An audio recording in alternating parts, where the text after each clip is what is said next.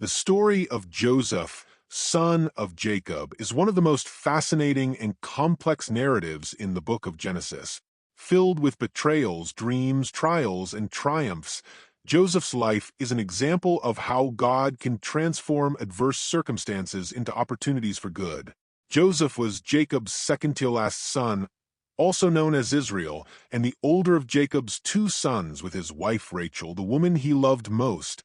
From a young age, Joseph was his father's favorite, as evidenced by Jacob's gifting him with a colorful robe, a symbol of distinction and favor. This display of favoritism generated resentment among his older brothers, who were already jealous of their father's preference for Joseph. Joseph, moreover, had two prophetic dreams that further stoked the envy of his brothers. In the first, he dreamed that he and his brothers were tying sheaves in a field, and his brothers' sheaves bowed to his. In the second, he dreamed that the sun, moon, and 11 stars bowed before him. These dreams implied that Joseph, despite being the youngest, would one day have a position of authority over his family. His brothers, enraged by these dreams, began to hate him even more, to the point of planning to get rid of him.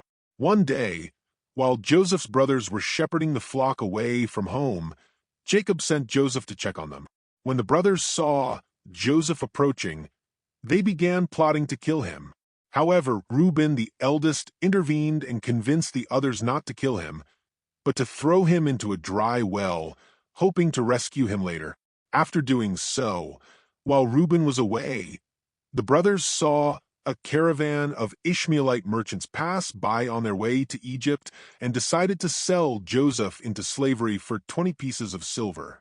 The brothers took Joseph's robe, stained it with the blood of an animal, and took it to their father Jacob, making him believe that a wild animal had killed his son.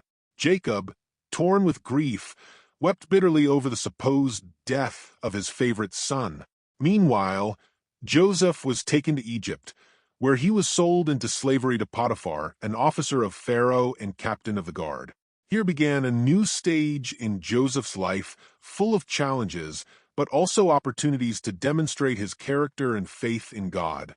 Despite being a slave, Joseph stood out for his integrity and skill in everything he did. Potiphar noticed that everything Joseph touched was prospering, and he quickly put him in charge of his entire household and affairs. Under Joseph's stewardship, Potiphar's household was blessed in many ways.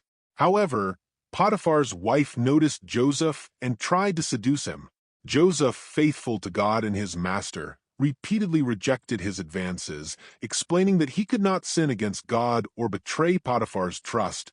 One day, Potiphar's wife, seeing herself rejected again, falsely accused him of having tried to rape her. Potiphar, furious at the accusations, did not investigate the matter thoroughly and threw Joseph in prison. In prison, Joseph again demonstrated his exceptional character.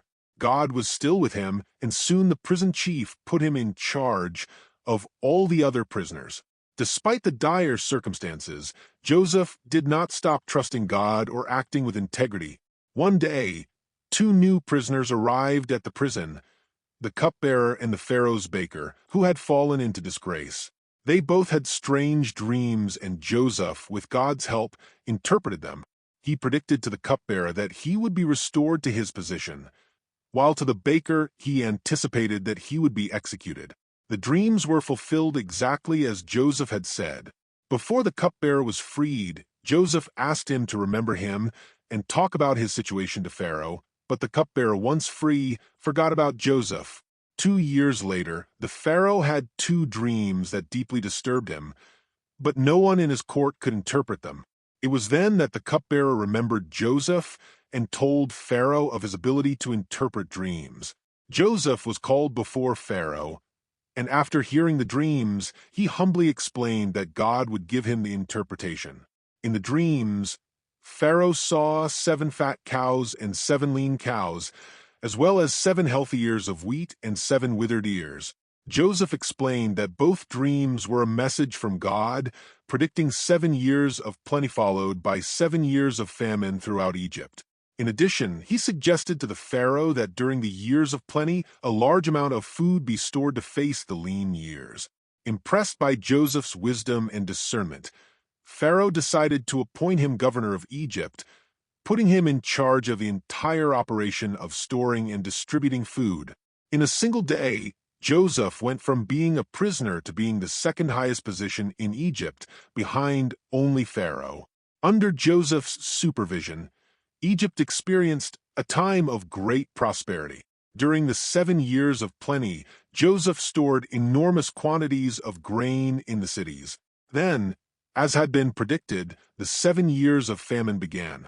As the famine spread throughout the region, only Egypt had enough provisions thanks to Joseph's planning. People from all over began to come to Egypt in search of food. Among those affected by the famine were Joseph's brothers, who lived in Canaan. Jacob, hearing that there was food in Egypt, sent his sons to buy grain. When they arrived, they did not recognize Joseph, who was dressed as an Egyptian nobleman and speaking through an interpreter. However, Joseph recognized them immediately. Despite the pain their betrayal had caused him, Joseph did not take revenge on them. Instead, he decided to test their character and see if they had changed. Joseph accused his brothers of being spies and kept them in Egypt, sending one of them back to bring his younger brother Benjamin. When they finally returned to Benjamin, Joseph continued to taste them, this time putting a silver cup in Benjamin's bag and falsely accusing him of theft. The brothers, who in the past had sold Joseph without remorse, now showed great concern for Benjamin. Judah, one of the brothers who had suggested selling Joseph years earlier, offered to become a slave in Benjamin's place, showing that he had changed and was no longer willing to sacrifice another brother.